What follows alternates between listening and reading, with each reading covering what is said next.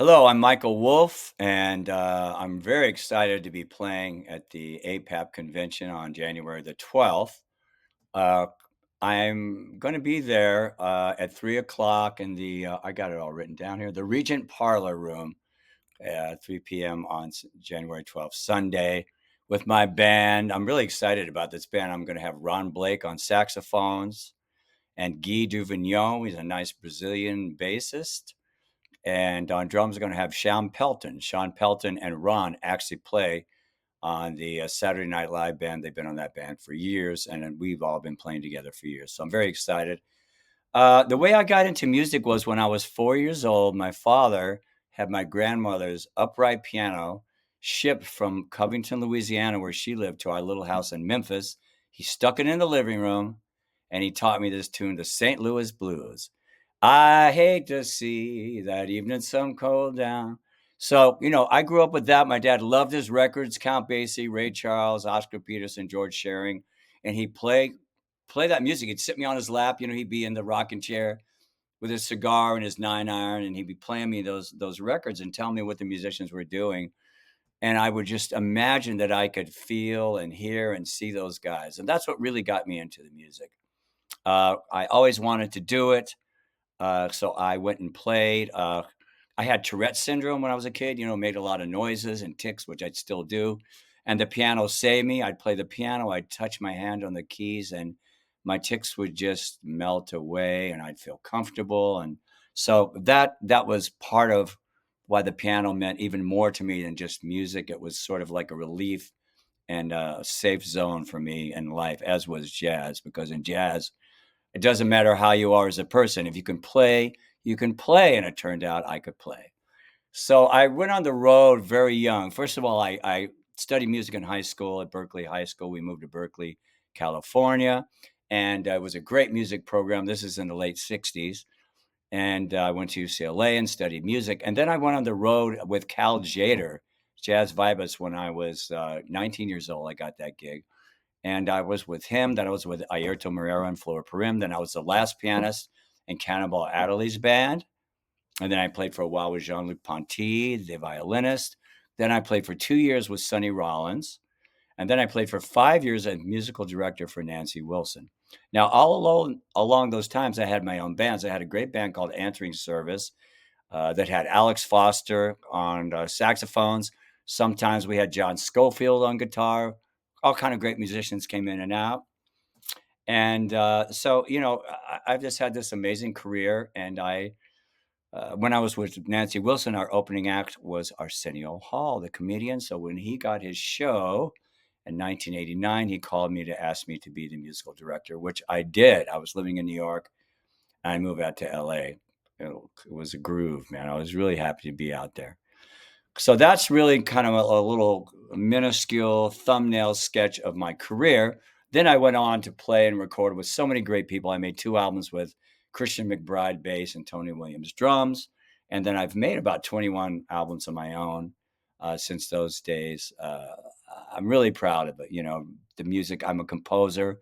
So I had mostly my own compositions on there. I've written music for films, a lot of films, for TV shows. My wife created a show called the Naked Brothers Band that was on Nickelodeon. My sons, Nat Wolff and Alex Wolff, who are big movie stars and musicians now, were the stars. And I actually played their father on the show, which was crazy. My wife put me in these lederhosen. Had to play accordion and be this crazy guy that always wanted to play with my kids' rock band. Not unlike now.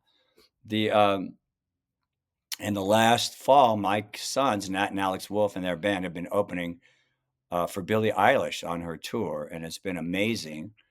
Uh, they wrote a song about me. I was really sick for about 5 years, starting in 2015 with a cancer that was supposedly untreatable. I was dying, and an amazing doctor at Memorial Sloan Kettering saved my life. So anyway, they wrote a song called All My Plans Shake, because I used to get these rigors where I'd really shake every day and high fevers. And they were playing a couple of weeks ago, maybe 3 weeks ago, 3 nights in a row with opening for Billie Eilish. And on the third night, they asked me to sit in. So I walked up there on stage, 20,000 people. We played that tune. I got to really tee off, play the intro like I did on the record, because I'd played the song on the record. And it was amazing. It was an amazing experience.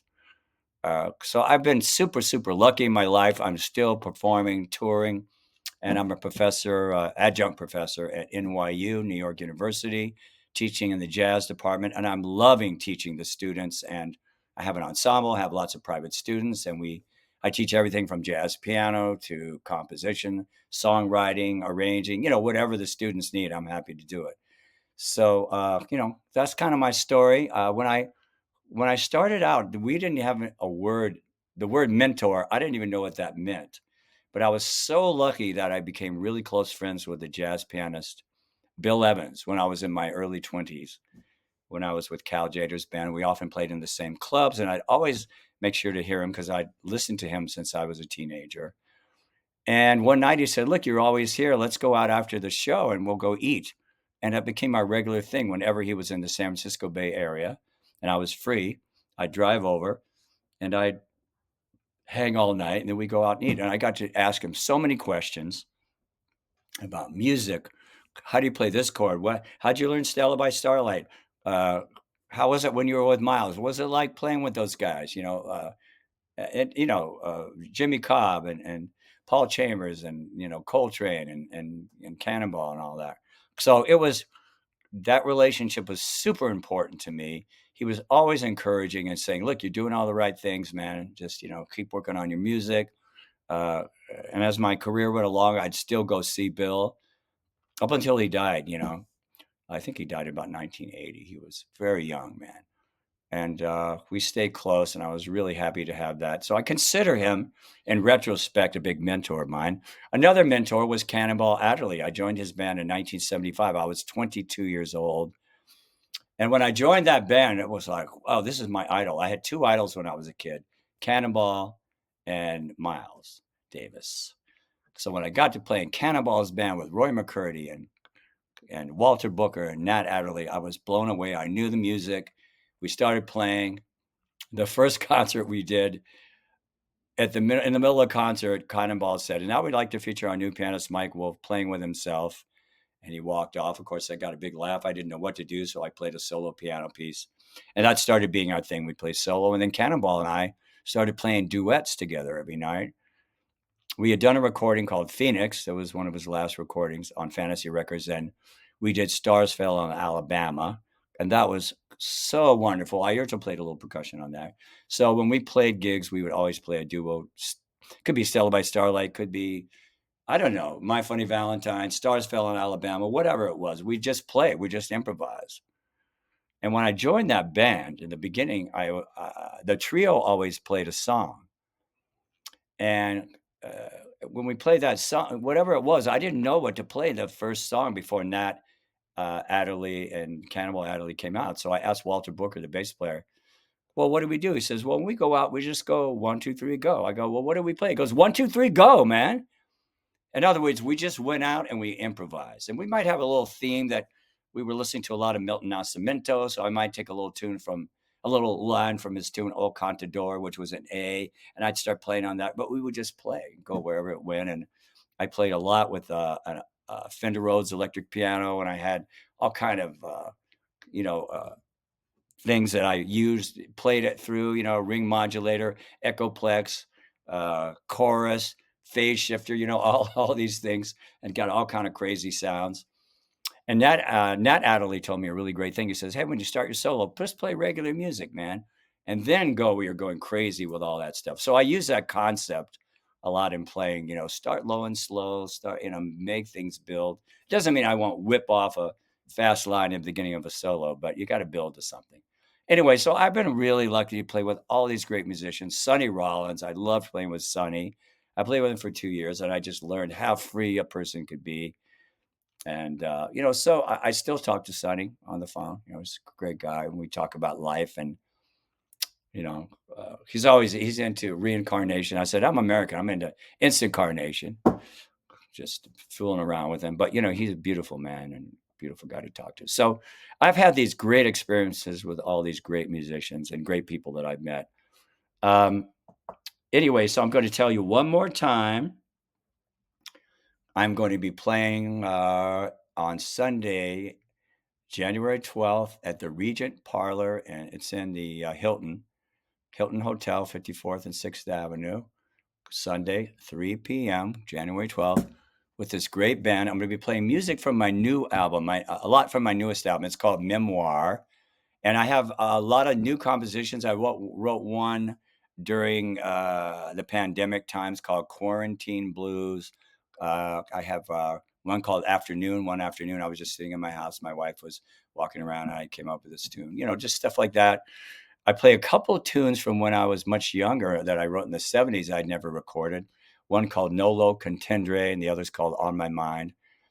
One of my favorite guys who really influenced me a lot was Joe Zawinul, the great keyboardist who created Weather Report. He had played with Cannonball for 10 years when I used to hear him when I was a kid. So I wrote a tune called Zawinul. Anyway, we'll be playing all that kind of music, really interactive. The drums will be burning. I got Sean Pelton on drums. I got this great Brazilian bassist, Guy Duvignon, on bass, and Ron Blake on soprano and tenor sax. So that's what's going to be happening. I'm going to play a little bit of my trio now when we played at Birdland this year. I love this music, and we're going to be playing stuff like this. So I think you'll enjoy it.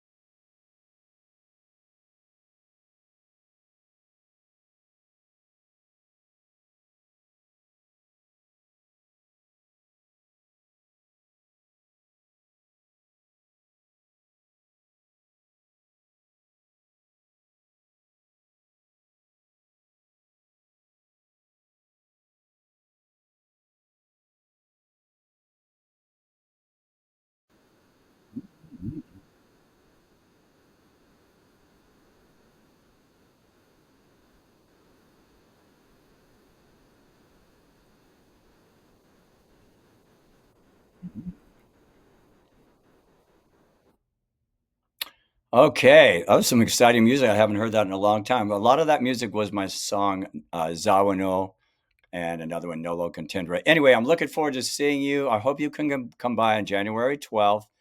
We'll be at the Hilton for the APAP convention, the Regent Parlor Room on Sunday, January 12th. Michael Wolff Quartet. See you there.